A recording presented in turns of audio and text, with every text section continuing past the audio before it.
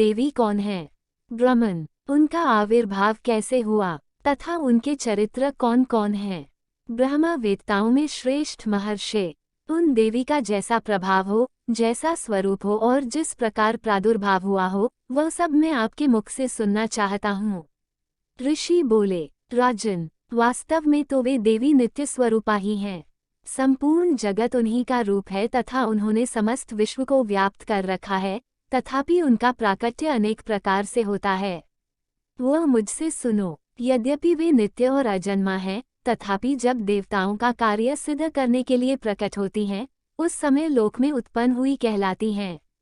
कल्प के अंत में जब संपूर्ण जगत एकार्णव में निमग्न हो रहा था और सबके प्रभु भगवान विष्णु शेषनाग की शैया बिछाकर योग निद्रा का आश्रय ले सो रहे थे, उस समय उनके कानों के मैल से दो भयंकर असुर उत्पन्न हुए, जो मधु और कैटब के नाम से विख्यात थे। वे दोनों ब्रह्माजी का वध करने को तैयार हो गए। भगवान विष्णु के नाभि कमल में विराजमान प्रजापति ब्रह्माजी ने जब उन दोनों भयानक असुरों को अपने पास आया और भगवान को सोया हुआ देखा, तब एकाग्रचित होकर उन्होंने भगवान विष्णु को जगाने के लिए उनके नेत्रों में निवास करने वाली योगनिद्रा का स्तवन आरंभ किया, जो इस विश्व की अधीश्वरी, जगत को धारण करने वाली, संसार का पालन और संहार करने वाली तथा तेज स्वरूप भगवान विष्णु की अनुपम शक्ति हैं। उन्हीं भगवती निद्रा देवी की भगवान ब्रह्मा स्तुति करने लगे। ब्रह्माजी ने कहा, देवी, तुम ही स्वाहा, तुम ही स्वधा और तुम ही वशकार हो।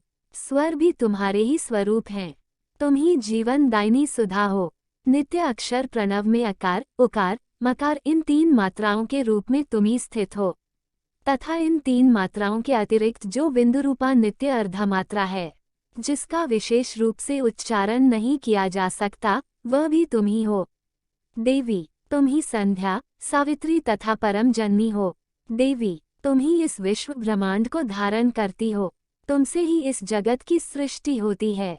तुम ही से इसका पालन होता है और सदा तुम ही कल्प के अंत में सबको अपना ग्रास बना लेती हो। जगन्मयी देवी, इस जगत की उत्पत्ति के समय तुम सृष्टि रूपा हो, पालन काल में स्थिति रूपा हो तथा कल्पांत के समय संहार रूप धारण करने वाली हो। तुम ही महाविद्या, महामाया, महामेधा, महास्मृति, महामोह रूपा, महादेवी और महासुरी हो। तुम ही तीनों गुणों को उत्पन्न करने वाली सबकी प्रकृति हो। भयंकर कालरात्रि, महारात्रि और मोहरात्रि भी तुम ही हो। तुम ही श्री, तुम ही ईश्वरी, तुम ही री और तुम ही बोध स्वरूपा बुद्धि हो। लज्जा, पुष्टि, तुष्टि, शांति और क्षमा भी तुम ही हो। तुम खड्गधारिणी, शूलधारिणी, घोर रूपा तथा गदा, चक्र, शंख और धनुष धारण करने वाली हो। बाण, भुशुंडी और परिघ ये भी तुम्हारे अस्त्र हैं। तुम सौम्य और सौम्यतर हो। इतना ही नहीं, जितने भी सौम्य एवं सुंदर पदार्थ हैं, उन सब की अपेक्षा तुम अत्यधिक सुंदरी हो। पर और अपर सबसे परे रहने वाली परमेश्वरी तुम ही हो। सर्वस्वरूपे देवी, कहीं भी सतसतरूप जो कुछ वस्तुएं हैं और उन सब की जो शक्ति है, वह तुम ही हो। ऐसी अवस्था में तुम्हारी स्तुति क्या हो सकती है? जो इस जगत की सृष्टि, पालन और संहार करते हैं, उन भगवान को भी जब तुमने निद्रा के अधीन कर दिया है, तब तुम्हारी स्तुति करने में यहाँ कौन समर्थ हो सकता है? मुझको, भगवान शंकर को तथा भगवान विष्णु को भी तुमने ही शरीर धारण कराया है, अतः तुम्हारी स्तुति करने की शक्ति किसमें है? देवी, तुम तो अपने इन उदार प्रभावों से ही प्रशंसित हो। ये जो दोनों दुर्धर्ष असुर मधु और कैटब हैं, इनको मुंह में डाल दो और जगदीश्वर भगवान विष्णु को शीघ्र ही जगा दो। साथ ही इनके भीतर इन दोनों महान असुरों को मार डालने की बुद्धि उत्पन्न कर दो। ऋषि कहते हैं, राजन, जब ब्रह्मा जी ने वहां मधु और कैटब को मारने के उद्देश्य से भगवान विष्णु को जगाने के लिए तमोगुण की अधिष्ठात्री देवी योगनिद्रा की इस प्रकार स्तुति की, तब वे भगवान के नेत्र, मुख, नासिका, बाहु, हृदय और वक्षस्थल से निकलकर अव्यक्त जन्मा ब्रह्माजी की दृष्टि के समक्ष खड़ी हो गईं।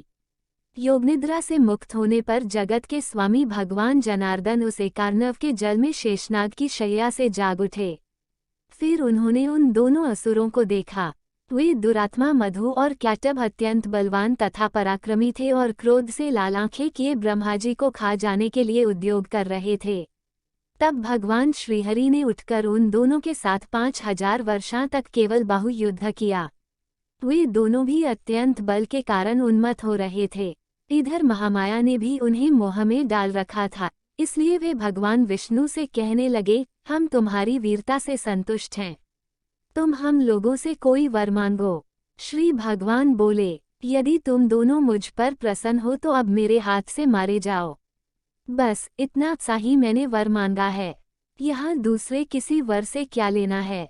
ऋषि कहते हैं, इस प्रकार धोखे में आ जाने पर जब उन्होंने संपूर्ण जगत में जल ही जल देखा, तब कमल नयन भगवान से कहा, जहाँ पृथ्वी जल में डूबी हुई न हो, जहाँ सूखा स्थान हो, वहीं हमारा वध करो। ऋषि कहते हैं, तब तथास्तु कहकर शंख, चक्र और गदा धारण करने वाले भगवान ने उन दोनों के मस्तक अपनी जांघ पर रखकर चक्र से काट डाले। इस प्रकार ये देवी महामाया ब्रह्मा जी की स्तुति करने पर स्वयं प्रकट हुई थीं। अब पुनः तुमसे उनके प्रभाव का वर्णन करता हूँ, सुनो। इस प्रकार श्रीमार्कंडेय पुराण में सावर्णिक मनवंतर की कथा के अंतर्गत देवी महात्म्य में मधु कैटभ वध नामक पहला अध्याय पूरा हुआ। दुर्गा सप्तशती पाठ दूसरा अध्याय। देवताओं के तेज से देवी का प्रादुर्भाव और महिषासुर की सेना का वध। महर्षि मेधा बोले, प्राचीन काल में देवताओं और असुरों में पूरे 100 वर्षों तक घोर युद्ध हुआ था और देवराज इंद्र देवताओं के नायक थे। इस युद्ध में देवताओं की सेना परास्त हो गई थी और इस प्रकार संपूर्ण देवताओं को जीत महिषासुर इंद्र बन बैठा था। युद्ध के पश्चात हारे हुए देवता प्रजापति श्री ब्रह्मा को साथ लेकर उस स्थान पर पहुंचे जहां पर कि भगवान शंकर विराजमान थे। देवताओं ने अपनी हार का सारा वृतांत भगवान श्री विष्णु और शंकर जी से कह सुनाया। वह कहने लगे, हे प्रभु, महिषासुर सूर्य, चंद्रमा, इंद्र, अग्नि, वायु, यम, वरुण तथा अन्य देवताओं के सब अधिकार छीनकर सबका अधिष्ठाता स्वयं बन बैठा है। उसने समस्त देवताओं को स्वर्ग से निकाल दिया है। वह मनुष्यों की तरह पृथ्वी पर विचर रहे हैं। दैत्यों की सारी करतूत हमने आपको सुना दी है और आपकी शरण में इसलिए आए हैं कि आप उनके वध का कोई उपाय सोचें। देवताओं की बातें सुनकर भगवान श्री विष्णु और शंकर जी को दैत्यों पर बड़ा गुस्सा आया। उनकी भौहें तन गई और आंखें लाल हो गई। गुस्से में भरे हुए भगवान विष्णु के मुख से बड़ा भारी तेज निकला और उसी प्रकार का तेज भगवान शंकर, ब्रह्मा और इंद्र आदि दूसरे देवताओं के मुख से प्रकट हुआ। फिर वह सारा तेज एक में मिल गया और तेज का पुंज वह ऐसे दिखता था जैसे कि जाज्वल्यमान पर्वत हो। देवताओं ने देखा कि उस पर्वत की ज्वाला चारों ओर फैली हुई थी और देवताओं के शरीर से प्रकट हुए तेज की किसी अन्य तेज से तुलना नहीं हो सकती थी। एक स्थान पर इकट्ठा होने पर वह तेज एक देवी के रूप में परिवर्तित हो गया और अपने प्रकाश से तीनों लोकों में व्याप्त जान पड़ा। वह भगवान शंकर का तेज था, उससे देवी का मुख प्रकट हुआ। यमराज के तेज से उसके सिर के बाल बने, भगवान श्री विष्णु के तेज से उसकी भुजाएं बनी, चंद्रमा के तेज से दोनों स्तन और इंद्र के तेज से जंघा तथा पिंडली बनी और पृथ्वी के तेज से नितंब भाग बना। ब्रह्मा के तेज से दोनों चरण और सूर्य के तेज से उनकी अंगुलियां पैदा हुईं। वसुओं के तेज से हाथों की अंगुलियां एवं कुबेर के तेज से नासिका बनी। प्रजापति के तेज से उसके दांत और अग्नि के तेज से उसके नेत्र बने। संध्या के तेज से उसकी भौहें और वायु के तेज से उसके कान प्रकट हुए थे। इस प्रकार उस देवी का प्रादुर्भाव हुआ था। महिषासुर से पराजित देवता उस देवी को देखकर अत्यंत प्रसन्न हुए।